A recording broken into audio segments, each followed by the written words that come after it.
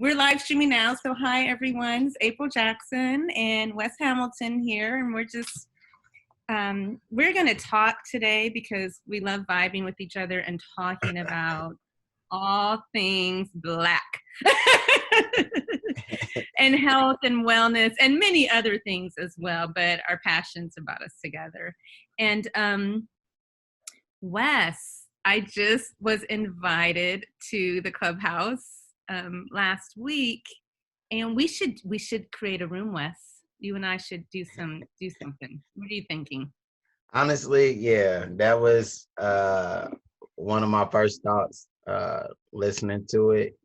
At least as of right now, it's just very valuable information in all different parts, and you allow people that are engaged in particular topics jump right, and so like for me to even talk about the things we're planning on talking about on here, it just seems like it's very important. You want to be in the times.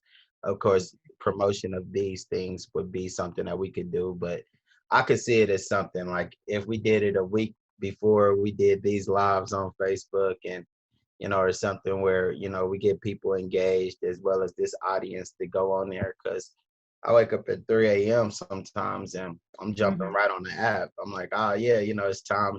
And yeah, so I'm constantly strategically trying to even figure out how I can use this platform as something daily. Yeah. Oh, this is exciting to me. Nothing is coincidental. And yeah, maybe for the new year, I agree, doing it a week ahead. Because for those who don't know, and so if no one is on here, that's fine. If someone's on here, hi everybody. But this will be recorded for later. So Clubhouse is a new social media app where groups of individuals have conversations. And as Wes was saying, it's about topics that people are interested in. So I've been listening to like a daily affirmation conversation. I've heard people having just like a good time partying conversation. And I also am very interested in inviting others because it seems it's very international. Like the Clubhouses I've listened to, there are people from all over the world on one in one Clubhouse. So that would be a great way to invite others to talk about health and wellness, especially for those who are Black and Indigenous. And then you could have a spinoff and I could have a spinoff too. Yes. No, seriously, I think that if I want to use Clubhouse for my benefit, I would talk about Black shit, right? Like, there's no way that I'm going to sit there and talk about something different when there are people from all over the world providing information that is valuable to communities outside of your own. And so like if we can talk about things that, really go full circle in the things that we're already presenting in these conversations, it makes sense. It's like, man, literally I'm listening to these people about different topics and I'm gaining information. I'm not a fan of all the negativity on there, so I don't feed into that, but there's a lot of great positive information that's being just splurred out there to the community for free, and it's like we should be able to drop some gems to our community for free, and then communities outside of our own, in a way that people start taking control of their life, right? Like, and I feel like this is where you got all these people that are engaged in something and they don't even know the value of it to its significance yet. Like, have might, but have might not. And so for us to jump in, have a topic or a title that really speaks on something that a lot of people are scared to even talk about. They don't want to, for me, what I notice is that, when the company or when people want the dialogue to be there, you're prepared for it, but you're not prepared to constantly hear it, and so like having that, I think pushes us to that I guess, allowing people to constantly hear it. It's like, oh man, they talk about it again. You damn right. Right, because it's our everyday existence. Like we, on an everyday level, deal with people coming at us, microaggressions and macroaggressions. Yeah, we know what those all are because every single day you and I are looked in our faces and dealt with it and dismissed for how we look, so I'm down for that. So we were going to recap today, and I told Marissa yesterday that I really, really, really appreciate you and I appreciate her, and I needed your energy this week because in doing this work, and I don't know if I'm going to assume you can understand, it's hard and it takes so much energy, and sometimes you feel like you're giving information away, and we want to do it for free. We want to be out there, but it takes so much out of you because we're dealing with our own issues from the day to day. And then we're trying to help and support and lift our own families up, our children, our parents, our grandparents, and then do what we can to lift the community up and lift ourselves up at the same time. So I was feeling a bit fatigued. I guess that's the word. Yeah. And I appreciate you guys for wanting to say, no, April, keep stepping into this. Well, you know what, April, I mean, like for me, it's, I think we get fatigued in life, and I think about it all the time. I'm creating new habits for myself. I started a 5 a.m. empowerment group at the 1st of December. That's so good for you. I know you said 5 a.m. is not your time. So like, so we do it Monday, Wednesday, and Friday, and so like creating those habits, outside of me training and everything else that I do, I had to find a way to balance and find time. And then like, you got your weekend. So it's like, oh man, I want this and I want this family time. Point is that I also constantly always put in the front of my mind that we don't know how long we'll be here. Yeah. And so when we know that we have information that's valuable to people, it's our minds constantly awakening us and pushing us to do things and constantly challenging us, testing us because of what we're able to do in the lives that we're going to be able to impact because of the information. And I think that overwhelming feeling is supposed to happen because there's no way for us to just say like, man, we got this, it's smooth sailing, it's going to go the way we want, life is going to be great because we're taking control. And life doesn't constantly test us to understand why we need to constantly take control. Our emotions and our feelings will be constantly tested daily. And those things like, for me, like I'm, as a single father, and then as a single father with a disability, I think that I get tested a lot just with my daughter, and just watching her grow. And so sometimes, I'm ready to call it a quits during my week to make sure my house is in order. You know what I mean? And so like, I have to go into like, oh man, I don't want to do nothing because if my daughter's not acting right, like I need to make sure that I'm giving her the attention or the time and make sure that my home is cool. But then on the back end, it's like, how do I control that so that I know that I'm still getting out and pushing the stuff that I need to push out into the world, because that's valuable too, And so like you just said, sometimes we need people around us. And I think for me, my group, that 5 a.m. group is a constant.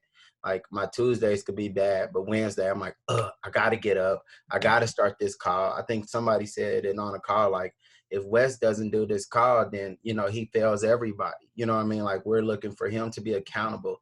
So it's kind of like for these causes, we have to hold accountability to ourselves, even when we're not actually feeling it because of what we're doing. We're not just doing something. We're not just going out shooting hoops without no hoop dreams, right?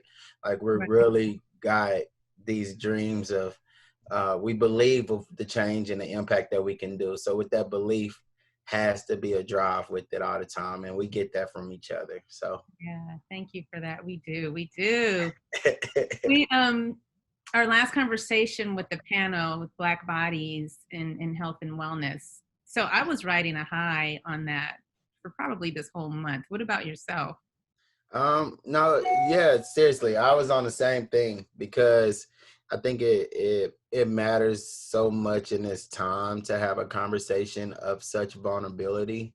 It was something that just stuck with me, and even like I got a chance one day, I don't get a chance to go on social media and look at people's pages a lot, because just a lot going on. I got a chance to look at everybody, the guys that were on the panel and looking at more of their work. And so, yeah, it was just good to meet new people, understand, and then again, having a very vulnerable conversation that was empowering. So, Yeah. yeah, it's been a high since then for sure. Yeah, yeah, I definitely, and I was able to see to Richard and Erica again because they invited me to speak to the Black Lululemon ambassadors. Nice. They've created an organization, so it was wonderful to share with them. And I did some meditation and some breathing and some grounding and centering work with them. And I told Erica, like, I appreciated her vulnerability because to be able to come in and share what we go through as Black people within our own community and then have to deal with it outside, like she opened herself up. And the fact that she felt so comfortable with you and me to be able to do that, I was honored, that she was able to do that.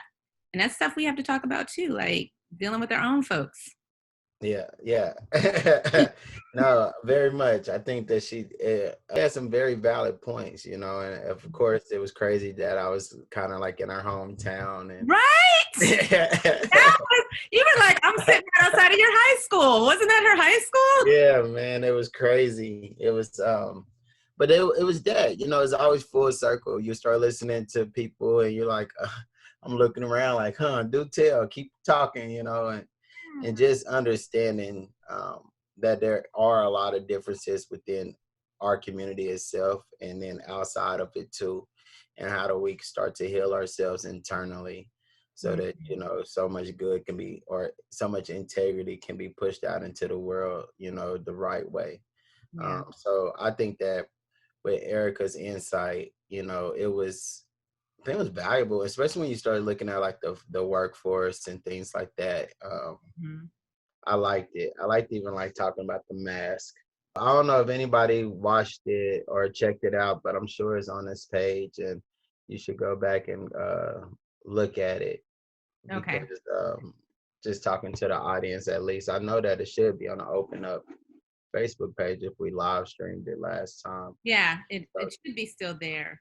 Yeah, Yarden it was so cool, like Yarden's perspective as being a Black American, but really a Jamaican American. And I know my mother used to say all the time, like how it was different if you were not from America, even if you were African. And so for him to bring that perspective in, I didn't even think about that when I've initially met him and started talking to him, but I was like, that just goes to speak to how our experience as African Americans, as Black folks, is very different than anything else. And you mentioned earlier, having these hard conversations and bringing it up all the time is because it is our true existence. It's our life. And how, if we don't bring it up, how are we going to heal from it? How are we going to move forward in it? And how are we going to just recognize, like, white American experience is on TV every day. Oh, yeah. Yeah. It's in our books every day. It's shifting. There is a pivot and a shift, but that was really touching too. And then his experience as an athlete. Mm-hmm. Yeah. Yeah. That was interesting. And I loved how you were talking. I was thinking about this today when you guys were talking about, this isn't like, I'm going to say being pimped out. You know what I mean? As an athlete, being pimped out for like, ooh, like you're saying, everyone's like, climb this rope, Wes, climb this rope. Yeah, and it's different. I think it's different if you're working in the community of those who are disabled, because then you're influencing and showing what can be done. But then you're being like othered when, just some regular able-bodied people and white people are like, keep climbing that rope, climbing that rope. Yeah, it still cringes. I cringe. You know what? Honestly, when you look at Black athletes, and especially like for me, I was not an athlete until I got paralyzed and got into fitness, So for me, it wasn't like I grew up with this ambition. My mom and my dad put me into like, teams, and I did all this. I didn't do none of that. So like when I look at like certain Black athletes, especially those that come from particular communities, they have a you know, or no, let's just say Black athletes, period. It's like a superpower, right? Like you're rising above something because the world already understands that society is trying to defeat you, right? Like Yeah. the thing about it is everyone can play dumb about Black issues, but everyone is fucking plain to see. It's Yeah. right there in front of your face. It's been in front of your face. It's on movies. It's on everything. You can watch Cops and see more Black people. You can watch the first 48 and hear all these crazy stories. You can literally, it's everywhere you look and turn. So for me, when you see people that get into a profession, it's like now you're looked at like this Superman. And so people want the strength that you have because they already understand that you face some adversity that they will never have to face. And so Mhm. like for me, when you start to see somebody rise above, it's like one of those like it's like some type of inspirational porn, because it's Mhm. outside of it's outside of just that one guy that just overcame some adversity, went through something. It's like people understand exactly what we got to go through. And Mhm. and I think that that's the reason why when they see something, they're like very, very blown away. Like for me to be a Black man with a beard, with tattoos, to get shot, to change my life, and now in the fitness, climbing ropes, doing this, and still coming from our community, empowering it. Oh well, that. You know what? Let me sit back and get some popcorn, cause I'm putting on a show for certain people that's gonna be more amazed by it because they never seen it. So basically, they could never believe that someone like me was capable of the things that I do. So now when they see it, it's like, oh man, that shit is amazing. But Yeah. imagine how many people that don't look like me climb ropes every damn day. I could be in gyms all the time and they up and down, coming back down, Right. up and down, coming. So what Without makes their legs, legless. so what makes it so amazing that a Black man does it? Mm. You know That's a what good I mean? point. And it's the same way. It's like when you see LeBron and you see like Kobe and you see like the greats and they played and everybody put them on a certain pedestal. Like what's the difference when a Black person does it that makes you so amazed? Yeah. It's like Serena Williams, right? Like or like because we are rising from a level of adversity that we are on a grind to constantly win Yeah. because we have been defeated so damn long. But our winning makes us do things that puts us in a position that people see as a superpower, right? Like that's so when it goes full circle, athletes can really show Black people their true strength and abilities because we're pushing ourselves past the daily defeats that we still got to go home and face. Yeah. You That's a know, good point. I so love. I think that I would say that, like literally that's my vibe when I get asked for anything and I'm mainly the main Black person in the room. Mm. That's how I feel all the time. It's that I have a perspective on life that everybody is about to sit there and take notes and they hungry for it. But Right. why do I have to share that perspective? Why my life gotta be that way for me to be able now you gotta take notes to understand it. You shouldn't even have to understand it if it was all fair from the beginning. Right. If you knew, and not just if you knew, if you opened your eyes and decided to really absorb it, because like you said, you already know. Everybody already knows about racism. They already know about all the isms, all the ableisms, the racism, sexism. You all know. So why are you doing this? Why are you? Because yeah, you've overcome the obstacles that I have oh, oppressed you with. oh, hold on, April. Okay. So it's crazy because I recommend this book for all Black people. It's a book that's called Black Pearls, and Charlemagne the God, uh, he had referenced it, recommended it, and it's 365 Days of Affirmations. Hmm. It's by Eric Kopage, Copage, daily We're gonna put that link. meditations, affirmations, and inspirations for African Americans. So the reason why I pulled this up and threw it out is because of the conversation we having right now. It said Hmm. one of the for December 20th, it said one of the reoccurring success themes in the African American community is the frequency with which being a victim actually drives ambition. Hmm. Being a And victim actually drives ambition. yep, it said And it broke down. Perhaps it was when we tried to get a promotion and we were held back, when we browsed through certain stores and are treated like would-be thieves. If we are angry, let's use that anger. The idea is to create a world where we feel less victimized so that generations of African Americans to come will know victimhood less and pride more. Mm-hmm. And so like and the beginning part was to be African American implies that at least once in our lives, if not over and over again, we have known the meaning of victimization. So Mm-hmm. again, going right into what we just said, and this is something I read this morning, like 4 a.m. as my, this is my affirmation I do every day. But now it goes into our conversation.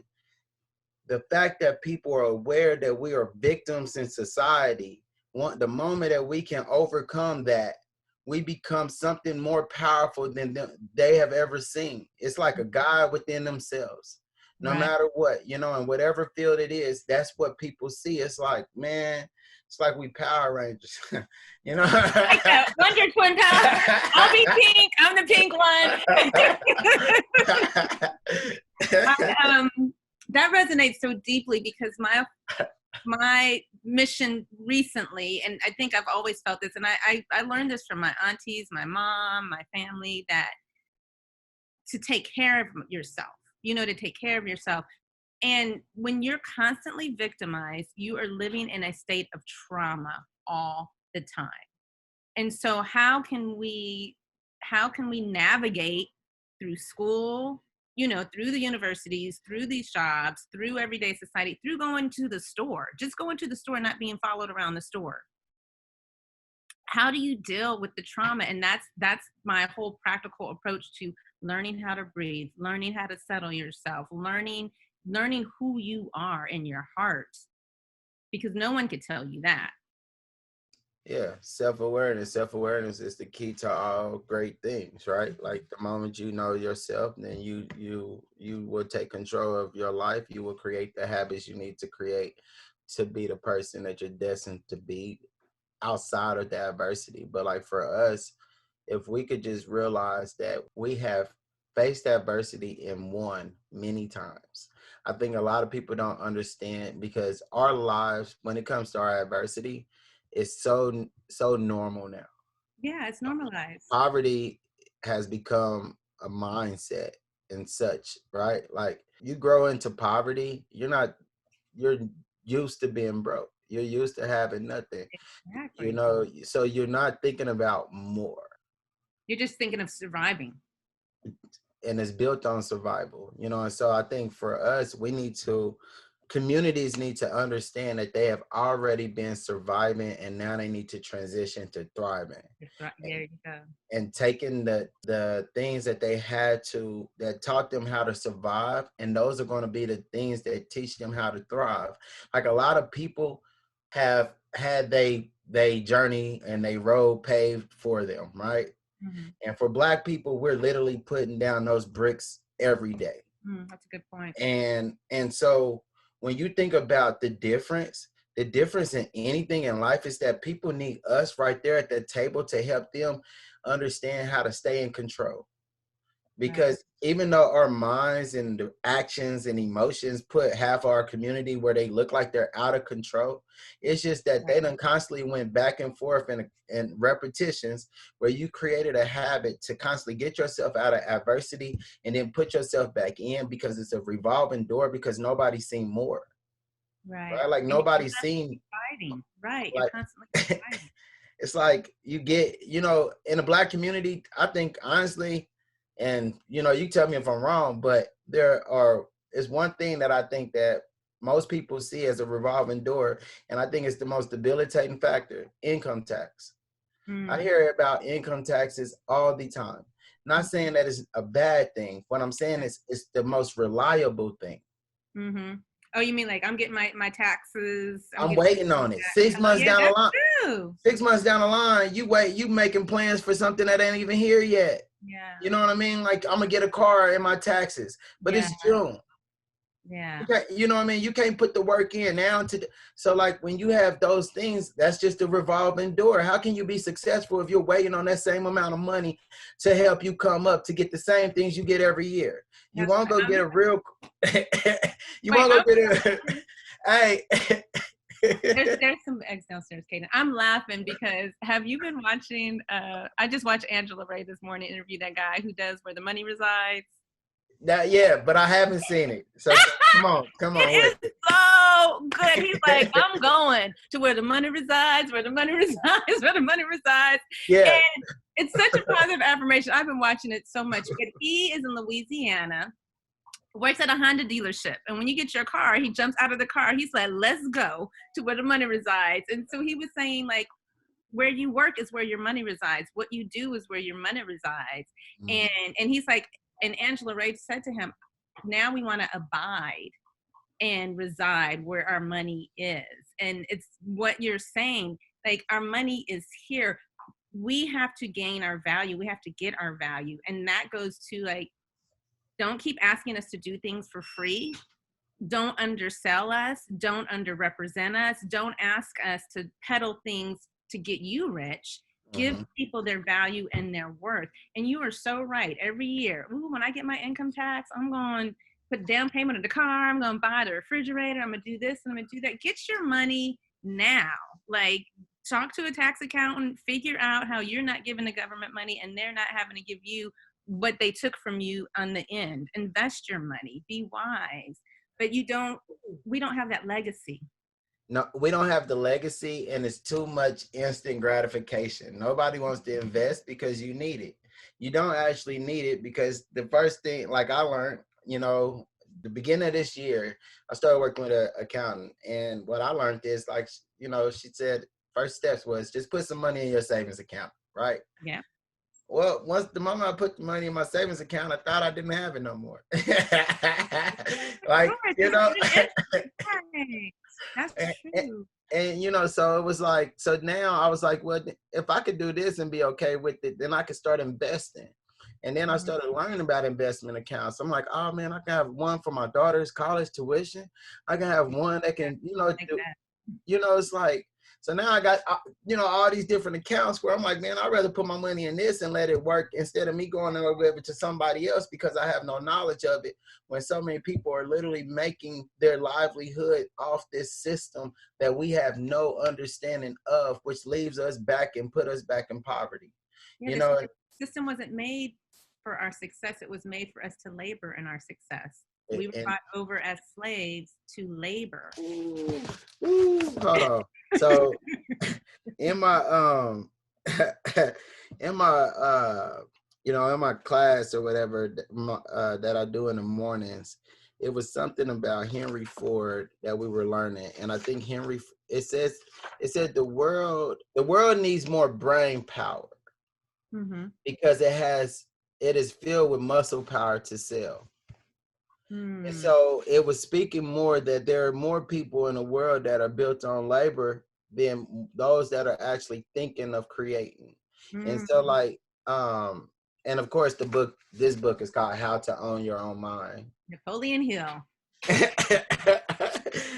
So of course, it's some gems in there, but it talked about, it said, one of the quotes that we got out of it was, the farmer who can transition a forest to a productive field.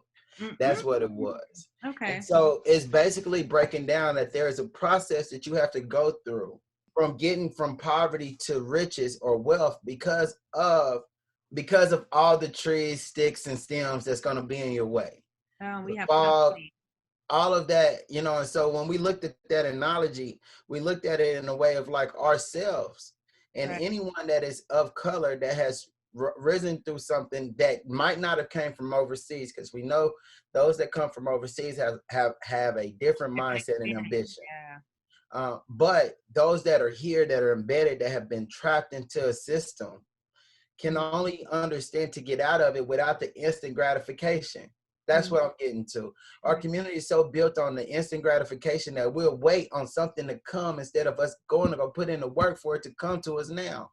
right? So like when you say like the income tax, yes, once a year, but the weight, the mindset that you're waiting on something to come once a year when you could have literally took control of your life maybe in a week if you have put the motivation and ambition and the energy that you're using to wait a year and use Right. it now, right? Like, and so that is where we got to go back and shape. I think the steps for our community is you got to take control of your mind and stop being a slave to everybody else's thinking.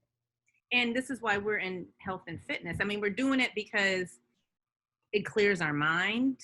We feel good. And if I go down and jump on this Peloton bike, which I haven't in a month, so hold me accountable. But if I go down there and I jump on this bike, I'm going to go do a hike today, and then I'm going to jump on the bike. I'm not going to lose 5 pounds today. Mm-hmm. Right? But if I do that every day, even if I just do 10 minutes a day, then I will see some results later on. Correct. And maybe starting in a practical sense, that's why you and I too are sharing this stuff, because maybe if you start, like you lost what, 100, how much did you lose? Lost 100 pounds. Yeah, I was saying 100 pounds.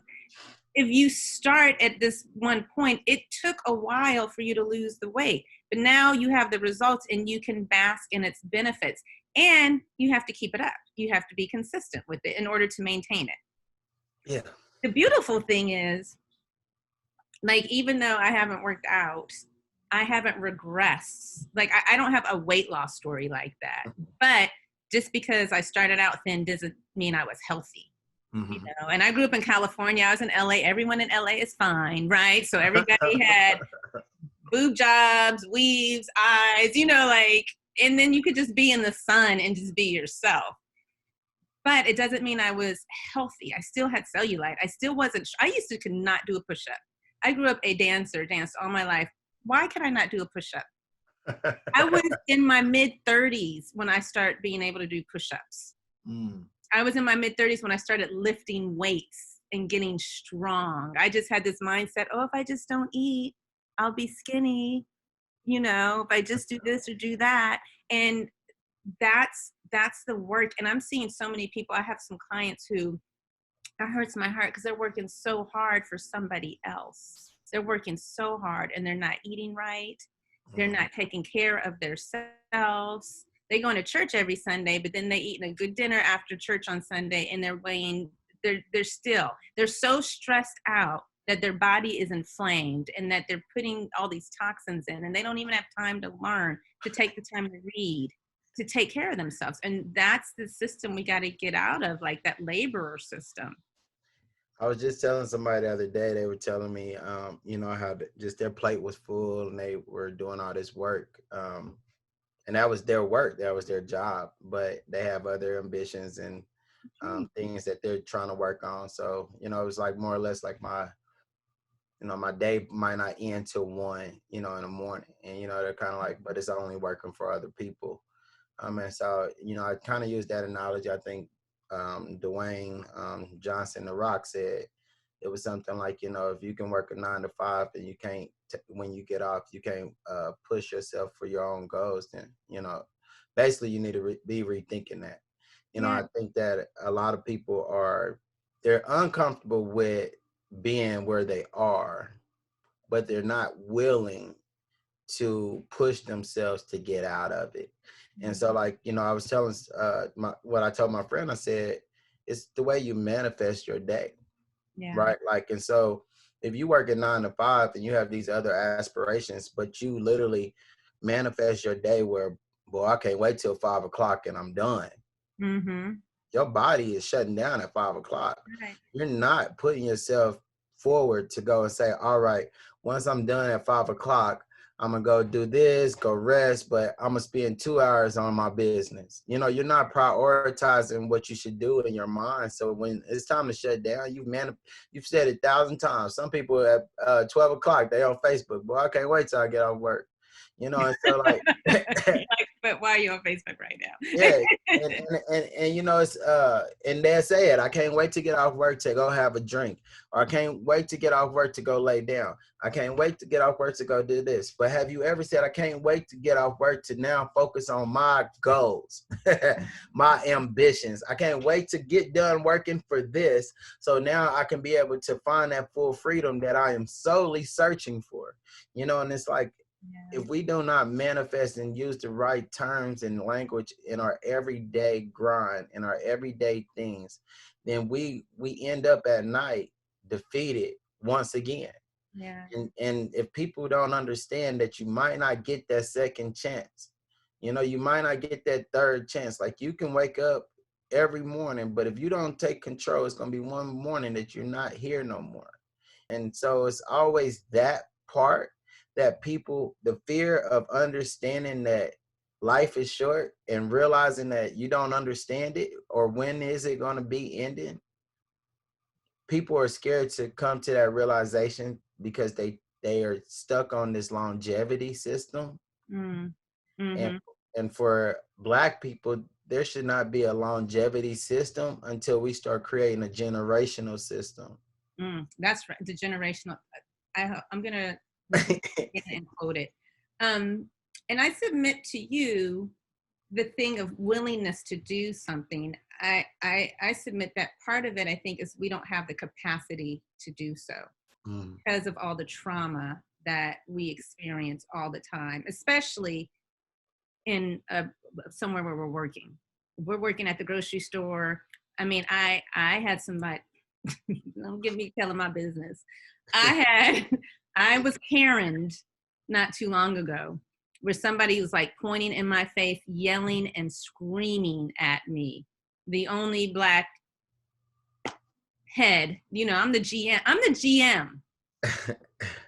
the general manager. But you felt comfortable to yell and scream and point in my face at me. So yeah, I had to leave that day. I had to walk out. And that was like a second time that I've been accosted that way by a white woman. Like, yelled at, cussed at. Now, if we were in the street, I'm from LA, so yeah, Crenshaw. I own a house off of Crenshaw and Obama. You know what I mean? So like, right. You know where I'm from. But I can't do that because cops would have come after me. They would have been all upset with me. So we have to deal with those. I've had 2 of those instances. So how many more have others had? And then if we're trying to just survive, I just submit, like, having the capacity to think that you're valuable enough to follow your dreams, to know that you have enough money, you have enough support, you have everything you need, and we don't have everything we need. We don't. And that's why we're here. Because one, get it. Like you said, like, I have my group, you know, like now 5 a.m. I have a group together. Me, I'm getting off with you. I'm going to go for a hike with a group of friends, accountability. Yeah. We're, that's why we're talking about this Clubhouse group. And then my latest book has been The Inner Work of Racial Justice, Healing Ourselves and Transforming Our Communities Through Mindfulness. And this is a sister who writes this.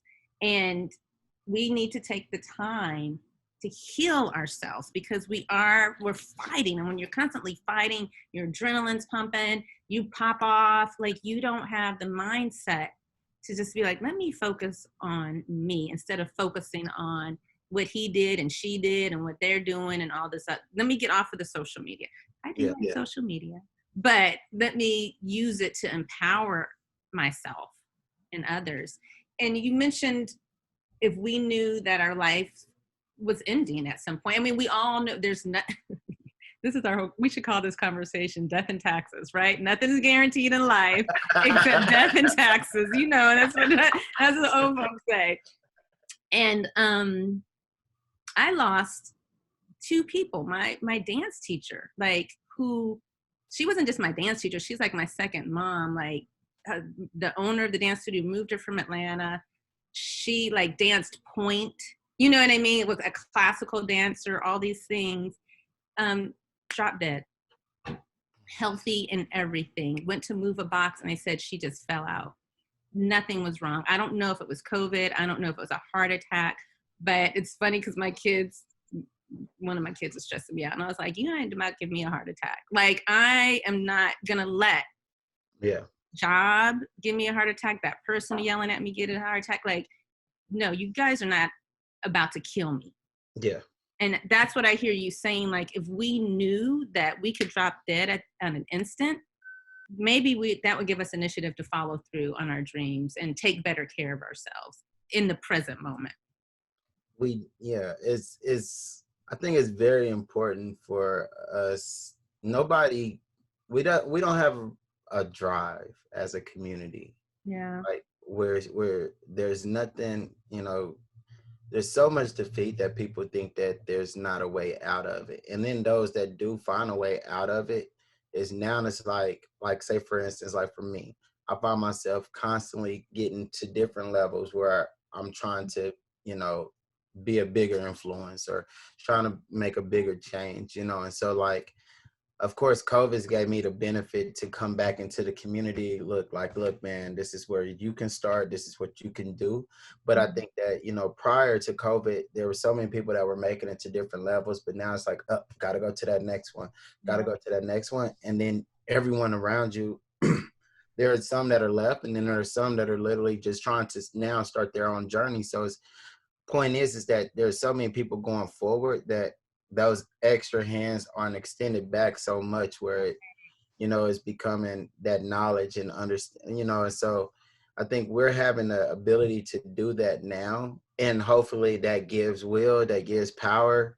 Like for me, I know 2021, I want to do more audio things. I want to do podcasts. I want to do live, Facebook shows, live Instagrams.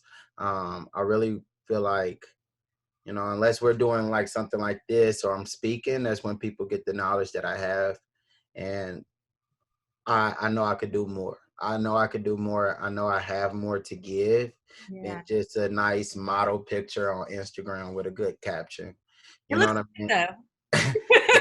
But I too understand, like, I'm trying to open up doors, but I need people to understand how Black I am.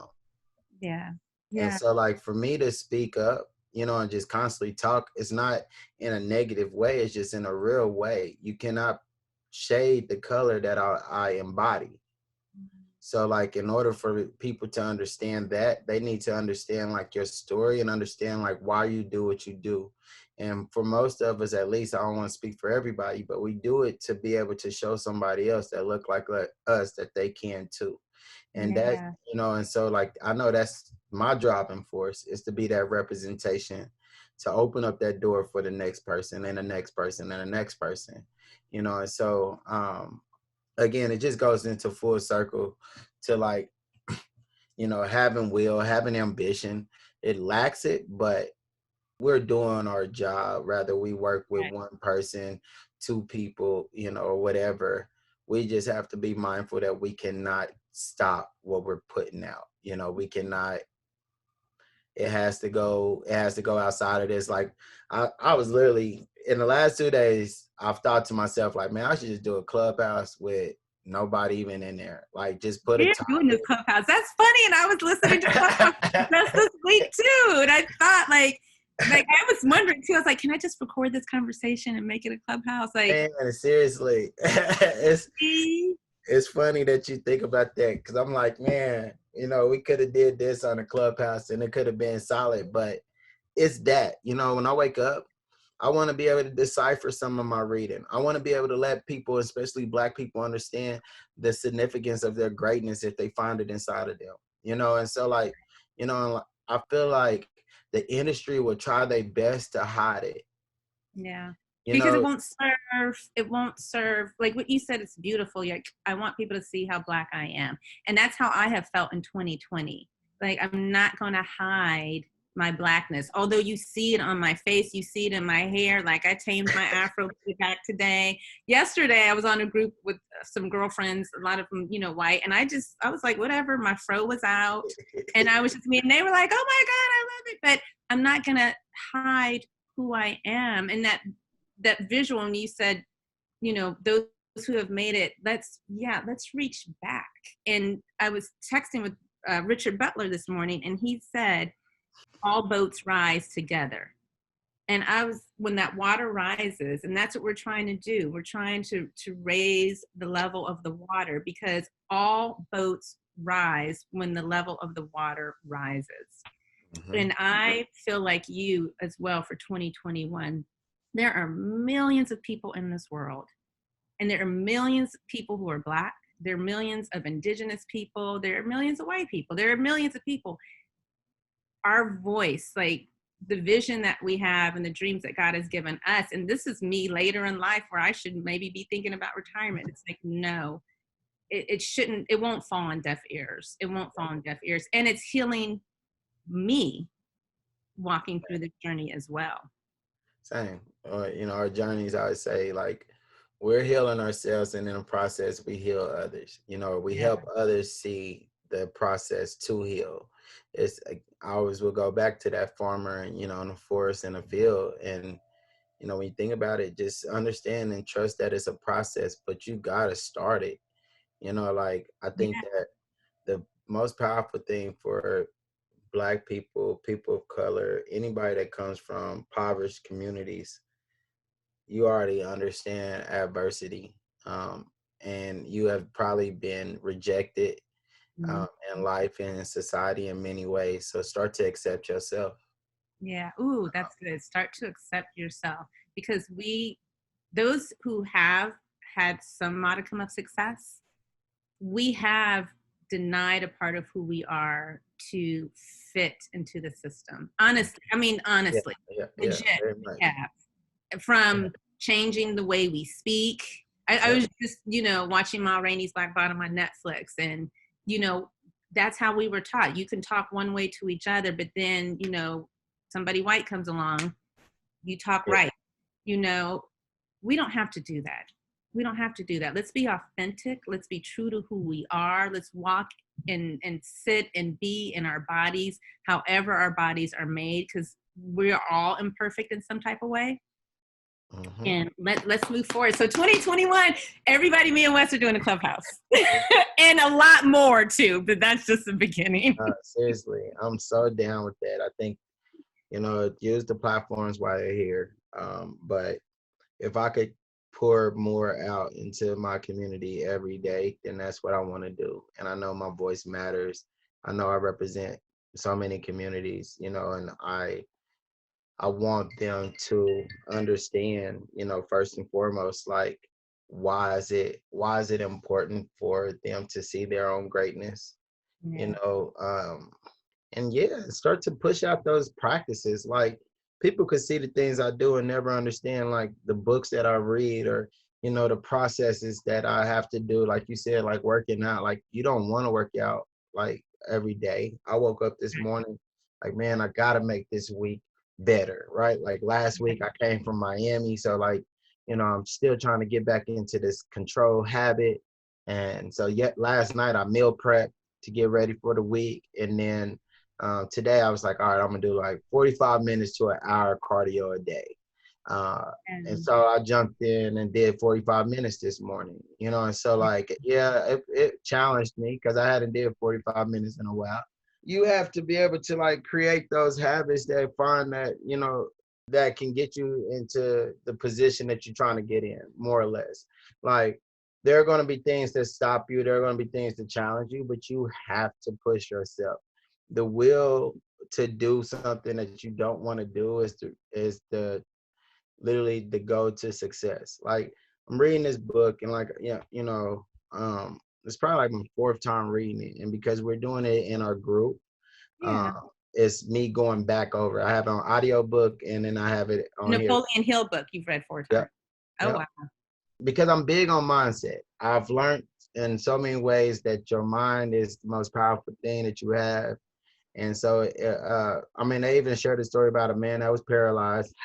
It wasn't me. Fancy. But they were talking about how they, you know, the doctors told him that he would never walk again, but they never told him that he could never use his mind again. And so they talked about how he came up with a blueprint and like, he became a millionaire, but he's the founder of Little Pig Sausages. Really? And so, like, you know, it broke down that, you know, just like how you can find a way, as long as you understand how to take control of your mind, you can find your way through life. right? Like, and that's it. And when I mean controlling your mind, that means controlling the things you have control over, your emotions, your habits, your, you have an intuition, start to listen to it, start to pay attention. I think it said the intuition comes non-voluntarily. It's going to come on its own, so when you start to It's in feel your it, gut. it's real. Memories, understanding good and bad memories, understanding integrity and empathy, those things. Once you can understand those priceless things, those things that are literally at the palm of your hand that you have control over, then that is your leverage and ability to start taking control of your life. And of course, this is a Napoleon Hill book. This is a book that's been years out, Yeah, right? it's been out forever. And so for the philosophy to be in every book that I'm looking at, from Becoming Supernatural, I think Dr. Joe, his name is like Dr. Joe Dispenser, something like that. It's something, but Breaking the Habit of Being Yourself. Like, he wrote both of those books. And when I look at that, or Principles, all these books say the same thing. It starts with your mind. Yeah. And even though a lot of people don't have that will, that's because you have literally allowed the power of man to control it. Yeah, and so much comes through into our mind consciously and subconsciously. So creating, that's why we talk about breathing so much, because when you take a breath, you create a mind gap where you literally stop thinking at that inhale and that exhale. Your brain only thinks of the function that the body is doing. So creating these mind gaps and knowing to do it when you're at a heightened state. So when you're feeling anxious or angry or anxiety, or even when you're feeling complete euphoria, right? Even when your emotions take you to a state of just bliss. That's why we're addicted to dopamine. That's why we're on social media all the time. We want that quick fix.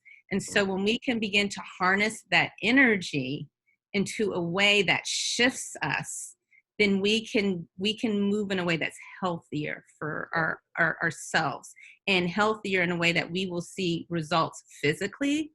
We can manifest results tangibly, where we see that we're doing work, that we can get money, we can get value. And it's not just about, oh, let me get this money. No, get the money so you can buy healthier food. Get the money so you can provide a home and have fellowship with your friends and your family. Get the money so you can travel to have experiences and make connections with the world and help outreach. It's not just selfish reasons that you want more for yourself. Right. If you benefit yourself, you benefit everybody. And that's me and you now, and me and you through 2021. Yes. We took a whole hour, Wes. So we have books. I'll be sure we put our books, The Inner Work of Social Justice. We have Napoleon Hill's book, and we have Black Pearls. I like that. Yes. I like that meditation book. I bought 10 of these the other day for Christmas gifts. I am not playing. My whole family needs to understand, like, it is powerful to understand the power of knowledge, and now be willing to push it out to everybody that you know. Yeah. And that's it. Like, to me, and that's what we're gonna do. Yeah. I always do that. Like my boys are 20, 18, and 14. But I just infuse their lives with language. So when they were little, all we had were just books and books and books. And I learned that from my mom, and I learned otherworldly things through the power of reading. Yep. And I still do it. So we'll share books. Yes, and now I kind of have an idea. Maybe I should do a book giveaway of that book. Same. Social media. Okay, I might follow up with you on that for real. And open up on our Instagram page. We've been doing a daily, like a daily mindfulness activity. So, that giving to others will help you take care of yourself. So we're gonna keep pushing information out that's gonna heal us. And then one day we're gonna go to Miami together to do a talk and lay out at the beach with our family and friends. I'm so down with that. I'm so down with that. Okay, so you got everybody look out for our Clubhouse. We're putting this out here because we both need accountability to stay connected. Seriously. I'm so like, yeah. I just Okay, and then next month we reached out to Lolo and she's going to follow up. Next month, everyone, we're going to have like a woman summit. The following month, we're going to have a men's summit because we're in this together, but your struggles are a little different than my struggles. And we need to acknowledge that within our own selves as well. And we can benefit from knowing each other's struggle because we can help heal ourselves and heal each other as women, as Black women and Black men as well. So that's coming on the horizon. And then we have a whole year planned out, right? Yep. I love you, my brother. Thank you so much. Right, too. I guess I'll go do my 45 minutes of cardio right now. Right. See, I'm done. See, now I get to, I don't know, figure out who I can give back to this week. It's my giving time now. You know, now it's time to, yep, make some lives happy. So, all right. All right. Have a great, beautiful rest of your day. It's snowy here and cold. I think it's the same where you are. It is. So I'm about to get out in the sun and do a hike. All right. Thank you, Amy. Thank you for everything. Amy, thank you. Yes. All right. Bye, everybody. Bye.